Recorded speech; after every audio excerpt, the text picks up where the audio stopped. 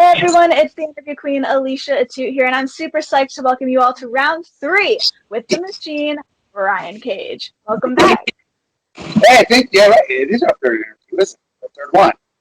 Yeah, Huh. third time's a charm. How many three-peats have you done? Um, a decent amount. Sorry to take away how special it feels, but a decent amount. I don't know. Over. I guess it didn't work out. Yeah, man, I'm sorry, but I've had like 7s with people on. We'll get there though. We'll get there. All right. Okay. All right. Yeah. But how are you doing, and how are you holding up with everything going on right now? I know it's a crazy time. No, I mean, I've lucked out with obviously with work. So this, I got a decent deal with AEW before this happened. So financially, we haven't had been too much of a burden, but obviously just what really sucked was like, okay, so I got injured, right? And so I was on the shelf already, like before the pandemic hit. So glass half full. I'm like, all right, well, you know what? I have some time to do some extra stuff. Go do this and that, and go visit these friends. But take advantage of my time on the shelf. Well, then the pandemic hit, and then everything was just closed, locked down anyways. Like, all right, well, I guess I'll just watch more movies and TV shows than I've done in my entire life, like in a 6-week span. But it's going okay. It's a little tiresome or boring, at times, but it could definitely be worse for sure. For sure. And I mean, something I know with a lot of people is, of course, they're keeping busy with work if they're kind of lucky enough to have that, but they're also taking up a bunch of other completely random hobbies. Like some are getting into cooking and some are, finding that they're good at drawing. So have you been doing anything else to pass the time and keep yourself away from that boredom? You know what? No, not really. Luckily for me, I never got locked out of any gym because I had access to a couple of private gyms. Because like right when the lockdown too was when I was starting to get clear to be able to train again. So like I just went gun ho on that as far as just getting back on my conditioning and my flexibility and strength training to prepare for my debut at Double or Nothing. And then I spent more time with the family, except I watched a plethora of movies. And then my son came down and I have for the whole summer as well. So I mean we've been decently occupied. And one thing that's changed is, of course, you're still known as the Machine, but you're also known as the baddest son of a bitch in wrestling. So, I mean, how does it feel to officially be coined that? Because that's a pretty bitchin' name. No, it's even more fitting when it's bestowed upon you by somebody, that was a badass in wrestling, a la Taz. So, I mean, hey, yeah, I get to add a couple more monikers to the list, thanks to him. That's amazing. So, it just makes me that much cooler. And, to get to be the FTW champion, which kind of happened almost like last minute, really, really helped me out a lot too. And I think really turned a lot of the crowd towards me as opposed towards for Moxley. No, definitely. And I wanted to get into that, of course, because last night was the very highly anticipated AEW title match against Jon Moxley at Fight for the Fallen. So I have to ask, Brian, what happened? What happened? Maybe when you talk to my buddy Taz, talking about him pointing to some nicknames. I actually haven't seen him yet today. Because he threw in the towel, right? I wasn't tapping. I was in those arm bars forever, too. But actually, too, I actually bring up my knee a little bit as well in the match. But it was going good. That was really my first, competitive matchup too since New Year's Day. So it's been some time. But I was overall happy with my performance and happy with the match. Obviously, not happy with the outcome. But I mean, I guess you win some, you lose some. But overall, I feel like I got to display some stuff. I think winning the FTW title. And then now after that match, I think, again, I've kind of won some fans over that may not have known who I was or what I was about. So, just head down and grind. And I know I got some stuff planned ahead for Darby for coming in afterwards. But I don't think that this is over between Mox and I. Because technically he won, but I guess I'm undefeated, but I guess I can claim I'm unbeat per se. True. I feel like anytime you're new to a company, whether as a wrestler or a backstage interviewer, everyone's scoping you out. Everyone's like, oh, they're so hyped, but I don't know if they're going to be able to deliver. And you definitely did in that match. So even though you didn't take the W, I'm sure down the line you will very, very soon. And you'll get even more people on that side and on the train. Thank you. Absolutely. Now, something I know is, I mean, we've known each other for a while now. It's been a few years, and something that you've wanted was to eventually wrestle in AEW, and now you are there. And I imagine that it was kind of a crazy journey over the last year, the back and forth, some of the random things that came up that had prevented from getting there. So just tell me about the moment that you actually put pen to paper and you could just take a breather and realize that all that crap in the past was behind you and you actually had some stuff to look forward to. Well, even then, and I've said this a few times, but everyone's under the impression still that like I was signed before I left Impact Wrestling, which I wasn't. I No. was so pissed off about that too. And like this is why. So the day before Hard to Kill, I tore my bicep. At Hard to Kill, and two, I was like, well, maybe it'll get bad the next day. I'm like, oh yeah, it's bad. So I told them, and I felt awful. So I'm like, all right, well, how are we gonna do this match? We try to work something out. Um, and me knowing that this tentatively would be my last match with Impact, I was like, well, I don't want to like not do something, but there wasn't a whole lot to do. And then after doing the match, I couldn't hold the chair for the Van Daminator, spun out of my hand. This bicep was torn, and I have a freaking gnarly scar because it split my lip completely in half from like the chair hitting it. So wasn't my best weekend. But I know I had talked to everybody. I'd gotten several offers. I wanted to go to AEW, but I hadn't even received a contract. I'd only talked to them. So I didn't even have a contract to sign. I knew Impact was giving me a contract in hand, and since I had the torn bicep, I was like, well, crap, like, I don't know if I'll still get signed by anybody now, like what's going to happen. But I was like, well, maybe I don't have to have surgery. So I was trying to like, play cool and like not even really talk about it unless I had to. And then it came out that I signed with AEW. That like literally, I walked backstage for my match with RVD, and like everyone's looking at me weird, and it's all over the internet. Oh, I signed with AEW. I'm like, I'm still here. What? Like, so it's super Yeah. awkward. And Impact went from like, oh, we have a contract in hand to offer you to like, oh, it's not here. Maybe we can, email you or like. I'm like, so I can just already tell like the fish nest. Like, God dang it! Like, I was so hot because people realize like I could have totally been SOL and not had a job anywhere because of this, because somebody wants to get a clickbait freaking light. And then I talked to them and I said, hey, I don't think it's going to be a problem, whatever. I've had two doctors look at it.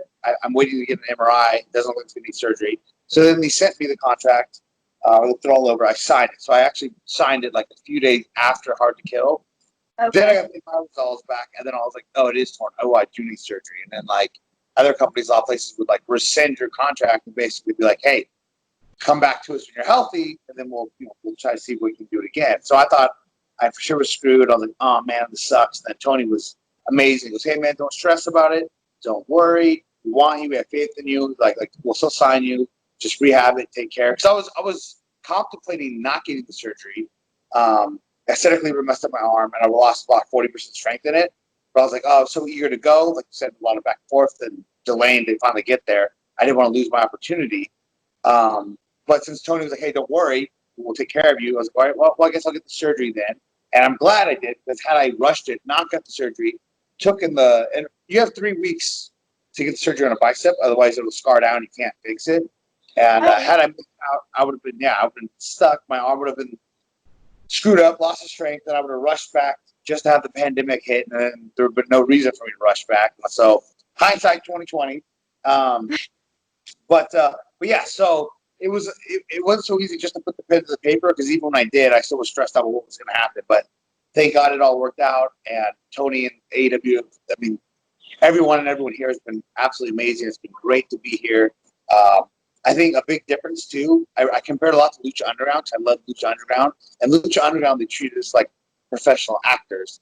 And then AEW, I feel like they treat us like professional athletes. So I think that's the big difference between those two companies and why the treatment's so good. Because you're not getting treated like a pro wrestler. So I feel like a lot of pro wrestling companies treat you like a pro wrestler, and I feel like they make you feel like you're at the bottom of the barrel and extremely replaceable. And like this is the first time too, any company, including Lucha Underground, when I got here, almost everyone came up to me and was like, "Oh, we're so happy to hear. We're so happy to have you. We're so glad you're here." Very small gesture. It could have even been bullshit, not even real, but like just that little Right, but gesture. the fact they put in that effort. Yeah, just to feel that, I was like, "Oh wow, that's awesome." And I think Jake Snake even like tweeted out too about how like they gave him a birthday cake on his birthday. They do for everyone too. But again, it's not very small, like whatever gesture, but it goes a long way. And just a small bit of appreciation that you don't get everywhere else. So Yeah, I've definitely been in certain companies where I either look down upon or they don't want your advice. And so the fact when you go into a new world, like I know you went around the same time actually as when you signed with AEW and I was with MLW, and it's like you walk into these locker rooms and you actually feel appreciated. It's a really lovely thing to experience because you don't get it everywhere. You really don't. No, no, no, not at all. And that doesn't even mean that you're getting treated bad or poorly, but it's just that little added bit of appreciation. Like I said, you just feel like, oh, like like I can go into wherever and like I can get pushed through the moon, but that's when you have like that same sort of appreciated feeling behind it. So, Definitely. Well, I know we've talked comics on my show before, but I am curious since we're in wrestling mode right now. If you could adapt one superpower while in the ring, which would you want to have? one superpower, any superpower. Well, I mean, because my favorite is my boy Wolverine, obviously that too. Because then I have the healing factor too, and I would never have to sell, and I would never lose. Because I would just, yeah, it would just be I healed. knew But it. I knew it. that being said, I don't think this graphic they released yesterday, maybe my favorite graphics I've ever seen with me and Taz, the AEW released, and I totally look like Colossus, and I wanted to post it like 17 times. That's how cool it was. Like, dude, this is the coolest thing I've ever seen in my life. Yeah, I saw it being shared. I think it was when I was doing like research and stuff. I saw it in your feed, and I was like, "That's a badass Yeah, poster. Like, it looks really cool." it was like a Luke Cage Colossus deal, like Taz over my shoulder. Like, we should add some plots to that. I feel like Colossus Wolverine. That'd be an awesome hybrid character. So, Definitely. And they'll actually be super useful for your line of work too, especially the healing over the last, the year you've had. right? Yeah, and Colossus is made of steel, so it's kind of like a machine. It works out. Hmm. Well, obviously, nutrition and eating habits are a huge part of your life. So, what would you say are some of your favorite things to make or eat lately during quarantine, or has there been less experimenting with food and it's kind of still been like a super, super strict diet for you? Okay, so like when I was hurt and I wasn't training in quarantine because of the boredom and lack of like then the diet it wasn't out the window, but I was eating a lot more stuff. Like if I can't train, it's that's when you should absolutely be the most disciplined. But if I'm not training and on the road and on the grind, it's like so hard to be disciplined because like you're not putting any work in to make it worth it, if that makes sense. Like the more I work out, the more I'm on the road, the more I'm doing, then like the more disciplined I am because like it goes hand in hand. If I'm just sitting around the couch, not doing anything, it's like, well, why should I eat anything that's like, why should I be so regimented and so clean if I'm not putting in the effort to go along with it? But so that being said, I eat a lot more junk food. And there's this girl, and this is where you're going from. There's a girl named the Cheesecake Fairy that I found out lives like down the street from my house, and she makes the most unbelievable. She makes Cheesecake Factory taste like Little Caesars pizza. Like it was unbelievable. And I was eating average cheesecakes, probably too many of them. But no, once I got back to the grind, and I mean, I pretty much eat the same. It's pretty much just eggs, egg whites, chicken, steak, and protein shakes, like in whatever order I throw them. I don't usually make them too different. I don't get too fancy with anything. Whenever I do, like if I make some sort of special version of protein pancakes or some sort of protein like low carb tortilla, quesadilla thing or whatever, like those are always nice. But I feel like even when I do it, it's because it tastes so good, it still makes you want to cheat. If that makes sense. Like it's nice to have those stuff like that delicacy stuff, but when something tastes so good, it just makes you want to overeat or just eat more stuff. So that's why when I'm good to go, I try not to overindulge in something that tastes great because it's just going to lead me to eating more or stuff off my diet. So unless it's time to do that, I try not to get too overcomplicated with things. Right. And because we're talking about food and dieting, we've worked a lot of shows together, especially at Impact. And whenever they'd have catering there, something that always cracked me up is how when catering was close to over, everyone would be looking at the food because we knew that Brian Cage would roll up with his Tupperwares and like start meal planning. So speaking of that, I have a couple meals with me, right, that I bring, and then I take one, and then I have some stuff from catering, but I have a couple empty, clean Tupperwares just in case if I need to add some more food. Got to make sure I get all those calories in. Plus, like I hate food. I hate food going to waste. So it's like a win-win. Food doesn't go to waste. I get my added surplus. It all works out. Yeah, every time it cracked me up because we just like would be sitting there knowing, just waiting for you to like emerge from the shadows to come get the food. Right? Yeah. Allie, because I had my six-pack bag somewhere else last night, and Allie here at AEW was like, "Oh, did you grab your six-pack bag?" I go, "Of course. I would not leave that. Are you crazy?" She goes, "Oh, I wasn't sure." I go, "Listen, I would leave my wife somewhere before I left my 6-pack bag somewhere. All right, like I'm taking that with me everywhere I go. Well, I just want to say thank you for hopping on here. I know that it's been a busy couple of days where you're at with the show last night and everything going on. So thank you for taking the time, for catching up, and for hopping on here with me. Yeah, no problem, no problem. Always a pleasure, always a pleasure. And I know you were talking about people before we started recording having more time to do more and more podcasts. I know because I was off the scene for a while. I was like, okay, before I debuted, I did a few just to try to get some, buzz or my name back out there. And then since I've joined AEW, I've gotten a plethora of requests. I'm like, all right, no. But then I'm like, okay, you, all right, yes, I'll say yes to you. We've got, I guess I got 4 more to go to get up to 7. So yes, we're gonna make it. We'll make it. Right? Went from the trilogy to the saga. So okay.